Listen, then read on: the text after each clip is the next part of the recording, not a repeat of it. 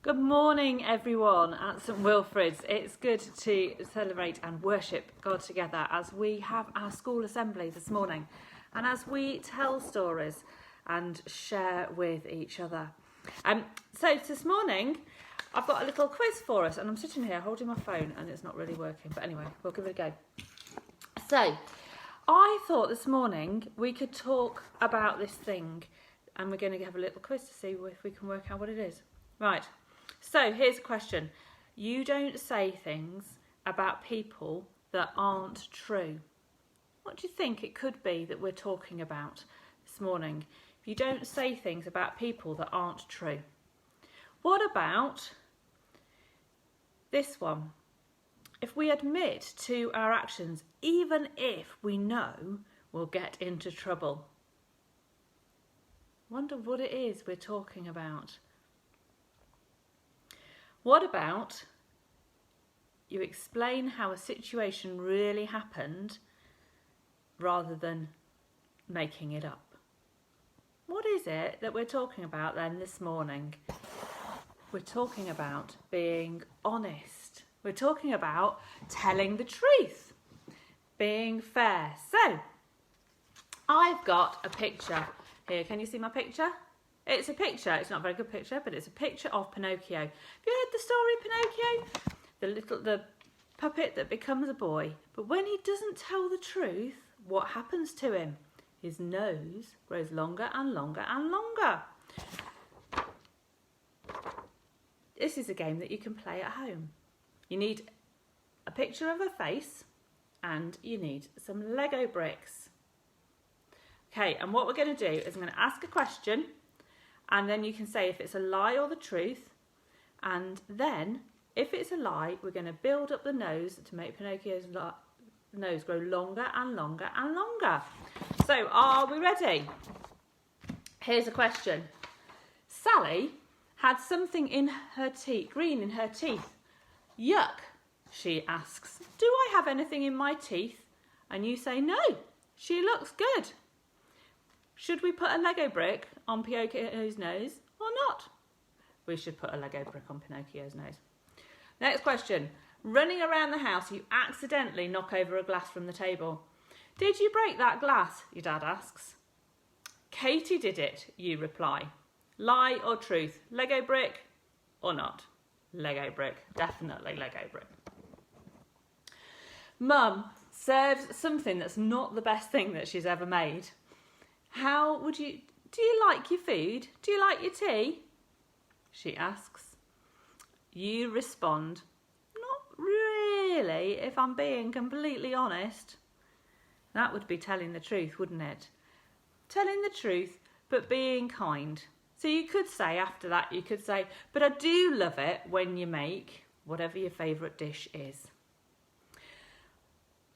Next one. Dad went to wash his hands and noticed that the floor was soaking wet. You had a lot of fun earlier when you were washing your hands, and you'd made a mess, but you hadn't cleared it up. When he asks you how the floor got wet, you tell him that somebody else filled a cup of water. Lie or truth? It's a lie, isn't it? We need to add a Lego brick to Pinocchio's nose. You saw that somebody had made some freshly baked cakes and left them out on the side to cool. And you thought you might just try one. This happened in our house last week. Somebody ate a cake before it had even been finished. They ate one of the cakes. It was not a very happy sight. So, you see that the cakes are on the side and you help yourself to one. But Mum notices that there's one missing and asks you where it went. You know you're going to get into trouble, but you tell her the truth anyway, and you tell her that you ate one. That means we don't need to add a Lego brick to Pinocchio's nose. All of these things are about telling the truth, even if there is a consequence to that truth. There was a man a long, long time ago who was supposedly said, honesty is the best policy. If you're honest about something, that means that people trust you, doesn't it?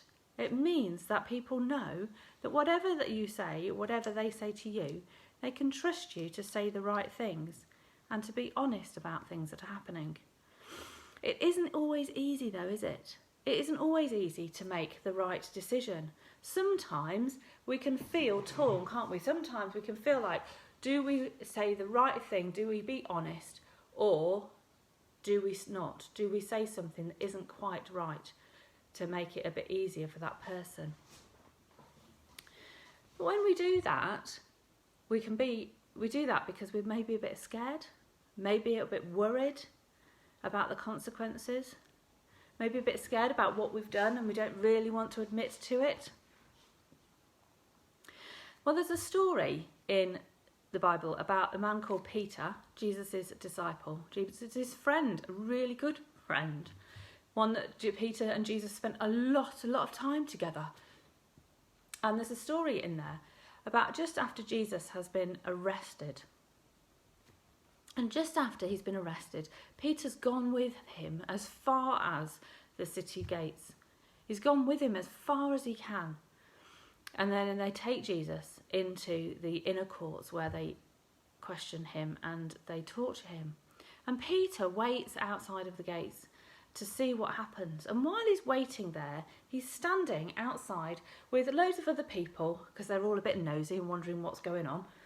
And he's standing there and he's warming himself by the fire.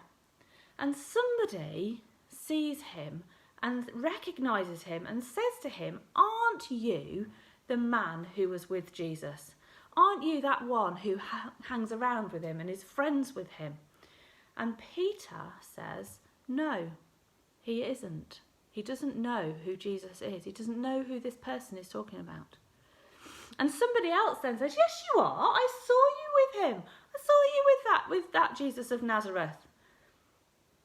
And again, Peter says, "No, I don't know who you are talking about. I don't know what you're this man." And then yet another person sees Peter and says, "You definitely are. Telling you, I have seen you with Jesus." And again, finally, Peter says, "No, I don't know who you are talking about." And do you know what? At that moment, the moment when Peter says, for 3 times he says, "I don't know who you're talking about," at that moment, the cockerel crows and it's dawn.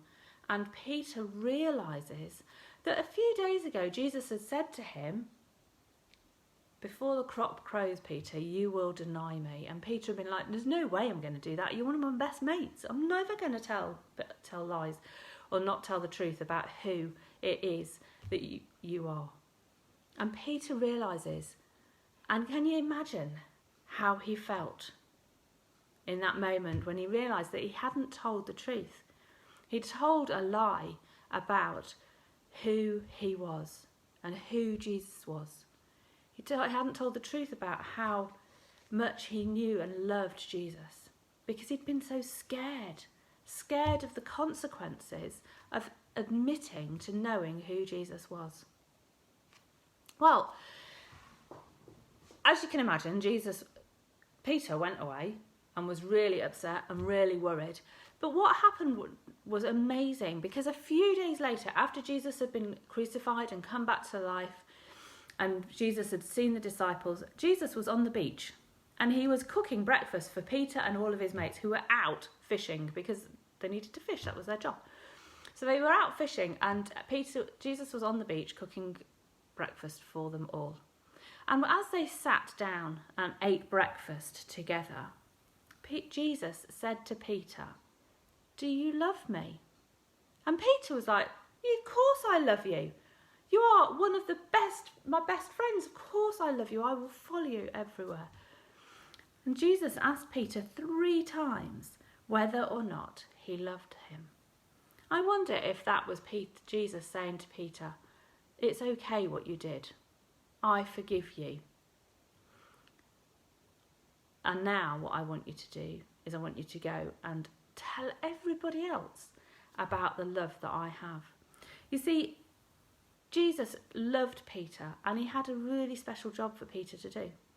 He wanted Peter to tell everybody about the love that God has for him and how his life was transformed knowing who Jesus was and being part of Jesus' followers. And he wanted them to see what was happening in Peter's life. And so Peter, having felt so devastated that he denied Jesus and said, "No, I don't know him," that he hadn't been truthful about it, knew in that moment when Jesus said, "Will you go and feed my sheep? Will you look after the people that I love and care for?" Peter knew that Jesus had forgiven him and that it was okay. It's not always easy to be honest, is it? Sometimes we aren't. But what we can do when we know that we're not being honest is we can say, "I'm sorry," and we can ask for forgiveness. And what we can know definitely, certainly, completely is that God will always forgive us. Whatever we do, wherever we go, he always will forgive us. So today, play a quiz. See how tall you can build Pinocchio's nose.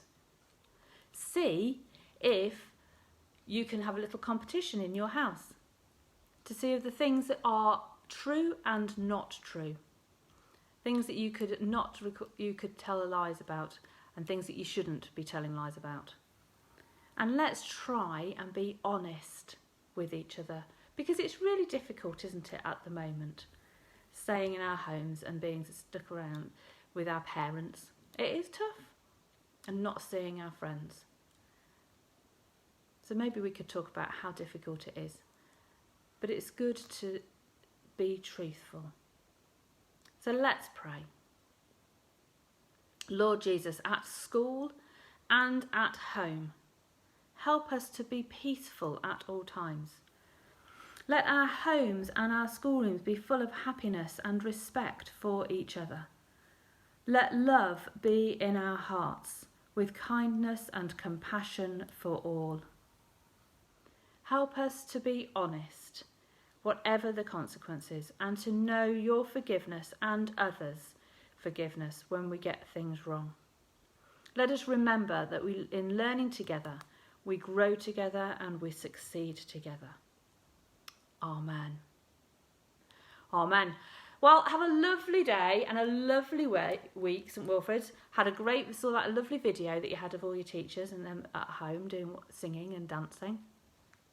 And I'll see you next week. Don't forget, on Saturday, it's Messy Church if you want to join in with Messy Church. Have a good week. Bye.